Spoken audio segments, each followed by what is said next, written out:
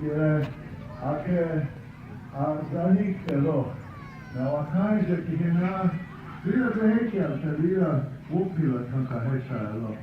My friends and relatives, a good day to you today, a good evening. It was a beautiful day. The Creator gave us such a beautiful day today. And I want to say thank you. I enjoyed listening to Oliver and Ironclad talk. And when an elder speaks, it is important that we be quiet. And especially our language. Nothing was said in English by him. And if you understand that language and has no way of interpreting it, it loses the definition. The definition when we use the wacipi language. And as our children are looking to revitalize the language, we know that we will attain that again someday. So it's up to us how important your language is to you. How important are things to you? That's the thought that I want to leave with you this day today. I represent these young people here with me, and I say young because they are quite a bit younger than me, and they have taken the time to do something on behalf of all of us. Everybody's heard about DAPO, Dakota Access Pipeline. The Army Corps of Engineers has okayed the permit for that pipeline to go under the Missouri River. Just right on the other side of our northernmost border here on Standing Rock. So the effort in prayer by these young people is something that we need you to help us with on a daily basis. Now, Fetu Iyogila, as the young people say, 24/7, every day, all day, keep them on your mind. For when we were united as a people, there was nothing and nobody that could stand in front of us. George Armstrong Custer found that out on June 25th of 1876. And in that manner, we come in prayer this evening to share with you what is happening.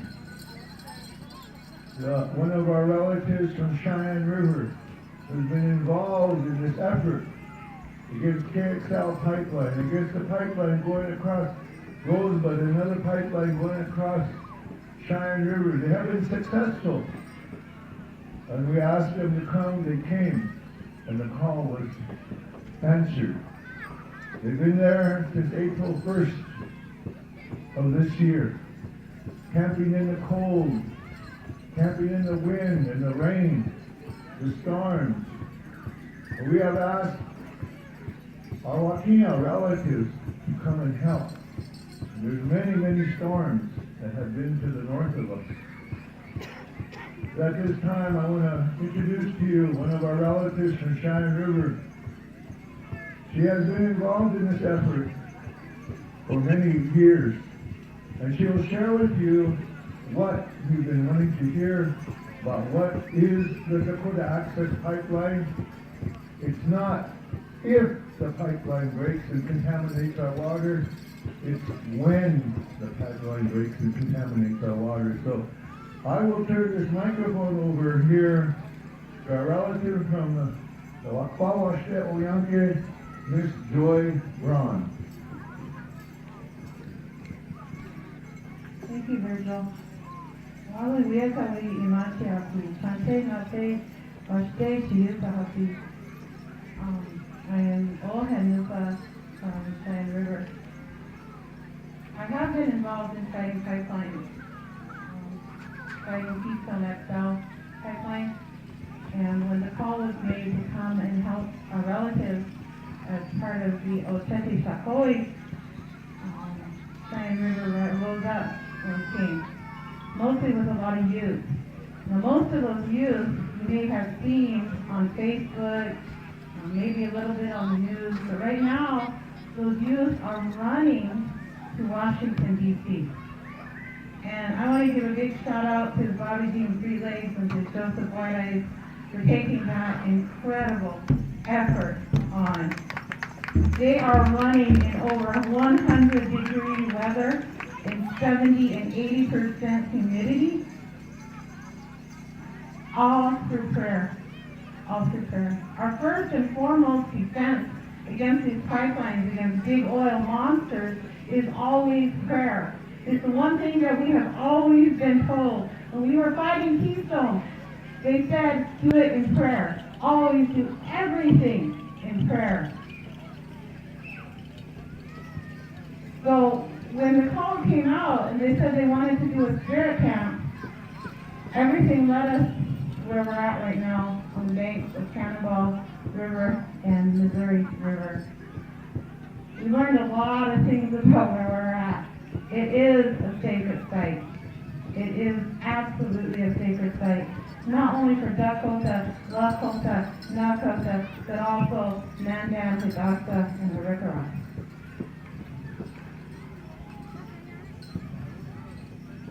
So some of the things that I can tell you about Dakota Access is the Army Corps of Engineers had written a letter to the Yankton tribe, again part of the Otepi Shakowik, telling them, oh, well, we're glad you're coming up with the protocols for formal consultation. They wrote this letter, and then 12 days later, they granted the permit.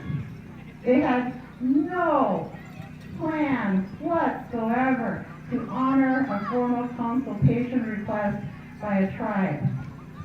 They had no plans whatsoever to listen to Standing Rock, Cheyenne River, Rosebud, Oglala, Lower Brule, Yankton, Winnebago, Stampede, Spirit Lake, Flandreau, Sisseton, and the Meskwaki, who are in Iowa. All these tribes, they have no plan to listen to us. Well, I think they're going to learn that they're going to have to listen to us. So one of the things that I'm going to ask each and every one of you to do is to pray that these monsters be stopped, because they can be stopped. We have to look forward to just transitions for the future generations of our people and for other people. And we can lead in that effort. We can stop Dakota Access Pipeline. Every time that you share something on Facebook or Twitter or Instagram saying no DAPL, you're helping to fight it. The other thing that I want you to do, if you can, please come to the camp. More of the campers would have come today, but they are so busy doing things to protect you right now. So they sent me. And I'm really humbled that they chose to send me. Because, you know, as we're up there and we've been through the cold and the snow, that first night there was, knee-deep snow, and I had set up my teepee. There's been rain, mud, heat, humidity. But as we've gone through all of that, we've become this really tight-knit, close family. And I invite you to come and join that family, to come and be a part of that family. We can stop Dakota Access. They told us we were crazy to take on Trans-Canada, but we won. They told us, you're never going to win against Trans-Canada. Well, we did. So what? A permit was granted. It's just a permit. That's all it is. It's a piece of paper. We've been fighting the Army for over 250 years, and they still haven't learned. Well, I think now they're going to learn. You don't take on the Lakota, the Dakota, and the Nakota people. So please come and join us. I invite each and every one of you. Bring your children, bring your grandparents, bring your aunts, bring your uncles. Come and have coffee with us. Come and camp with us for a night. It really does lift our spirits. So with that, I thank you. Let's give her a big round of applause. Joy Brown of the Relatives to the South. Paula Stelianke of the Cheyenne River. At this time, I want to introduce a young lady I've seen probably since she's been pampered, and they don't like to say that, but Uncle, I'm a grown woman, I have my own children now, but we always remember them. They're always young in our minds and our hearts. She's taking up this effort. She has relationships down here through Auntie Sophie, her grandma Sophie, Schutzke. Her mom is a hometown relative made by Auntie over 20 years ago because her mother, 40 years ago, because her mother came from Alaska and she didn't want her to feel alone and lonesome, so she took her. And my niece has involved herself in many things, and this is one of the best things that she could involve herself in. Currently, she teaches the Dakota language at the Red Cloud School in Pine Ridge, and I'd like to introduce you my cousin, Wania Locke.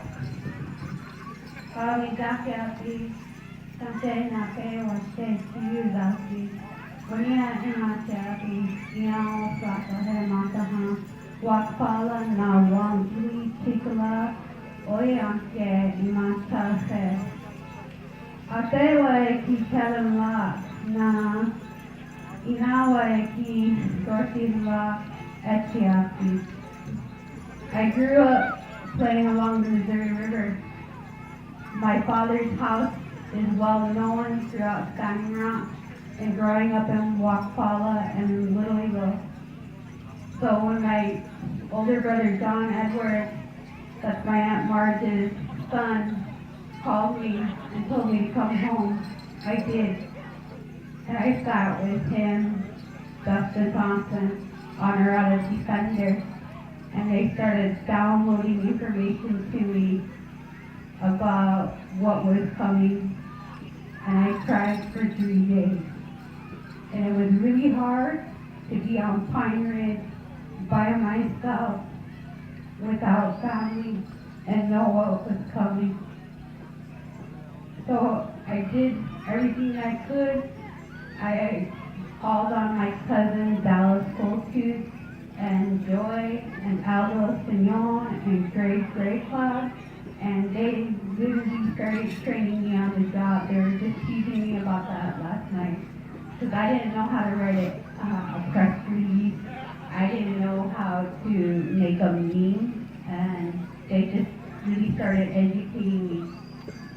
One of the things I'm asking as a member of this tribe is I'm asking everyone from Standing Rock to participate.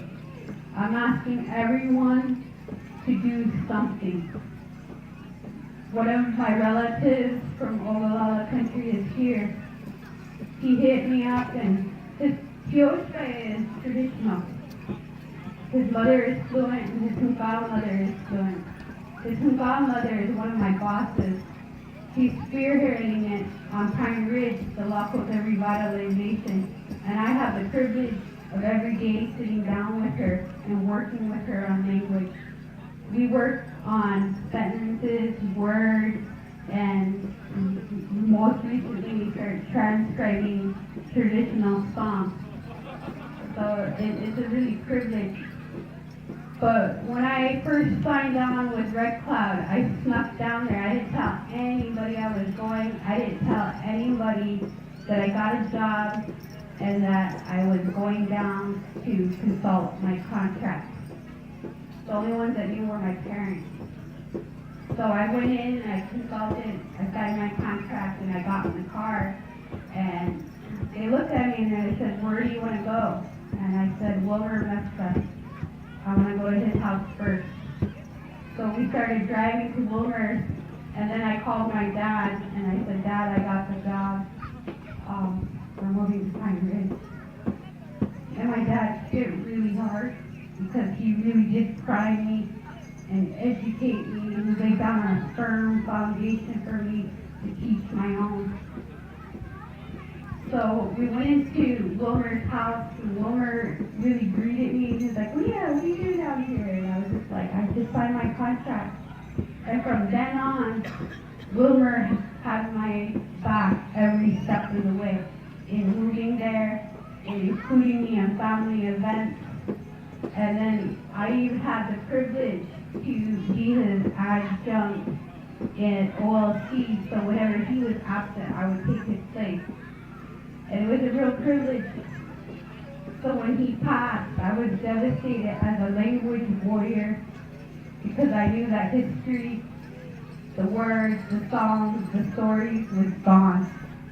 Absolutely gone. So I bent over backwards for this family because they did that for me when I first arrived. And they included me every step of the way. So his nephew is here with us, and he called me up in April and he said, "What can I do to help? What can I do to participate in stopping this?" And I said, "Isaac, we don't have a song.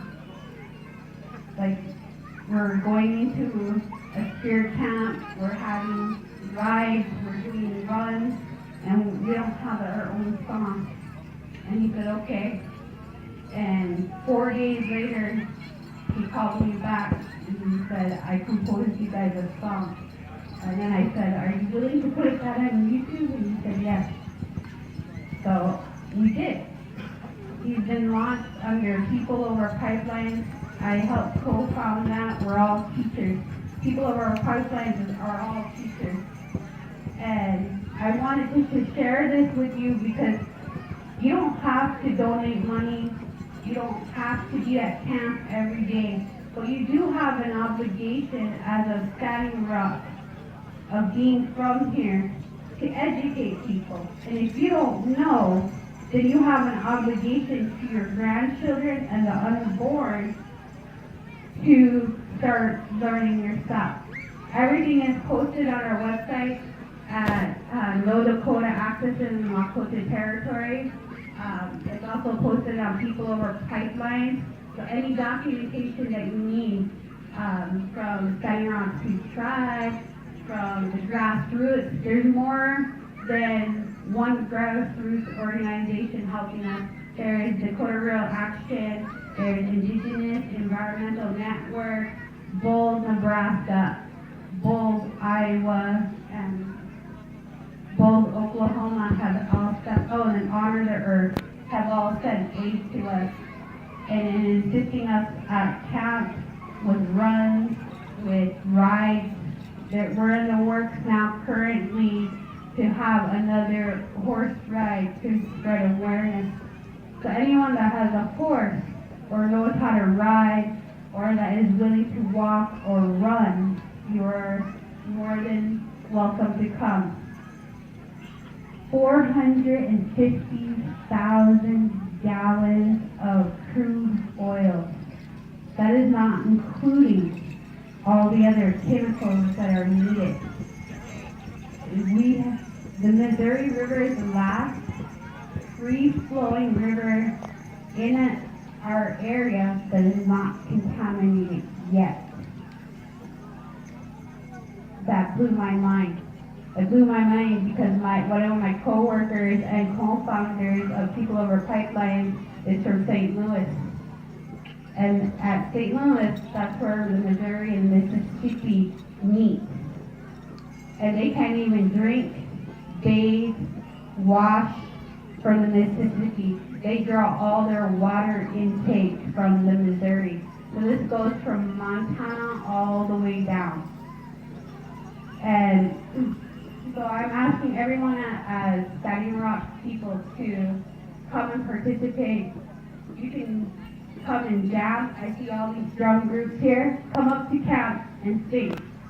I see people that know how to cook something and take it up. I see some people that don't have anything else to do. You have all these young people, send them up. Because the time to stand up is now. That permit was granted, and we now have to take a stand. Every single email that I have received all the way up until this point has said, when Standing Rock takes the lead, we will follow suit. Every single email, communication, conference call, they're waiting on Standing Rock people to take the lead and to stand up against Dakota access. And when Standing Rock does, all the other Osheti-Sakoi are going to follow suit. It's already lined up. They're just waiting for us to take the lead and to literally stand in the front line, and we're going to have that backup. So I'm asking all of you guys to please come and help, and to remember we're not doing this for ourselves. We are doing this for the children that have never been born, because we're not going to be affected by this. Our children that have not been born will be affected by this. So you can do anything that you want to help. So thank you for listening. Let's give her a round of applause to all the fellow programs. I want to move to the end of the line here, and first of all, I want to say welcome to our relative again from Cheyenne River, Mr. Chief Little Thunder, and carrying the flag, American Indian Movement. I want you guys to go home. I want you guys to buy a quart of oil in someplace. I want you to fill your cup of water, and I want you to put oil in it. And I want you to drink it. I want to see how it affects you as a people. That's what the fight is about. And everybody, we as individuals need to educate ourselves on this. We have to know how this is going to affect us. Because the water you're drinking right here in Little Eagle right now comes from the Missouri River. So I just want to say that much to you. At this time, it gives me great pleasure to introduce this young man that's standing to my right. And I ask you singers to listen. Long ago, there was no way of recording. Singers would listen intently because that is our job. This young man was given a song. They asked him to make a song, but we know as singers that it comes to certain ones. So people may say he composed it, but in prayer, this was given to him. So let's give a warm welcome to our beloved relative from the Kyle area, Mr. Isaac Weston.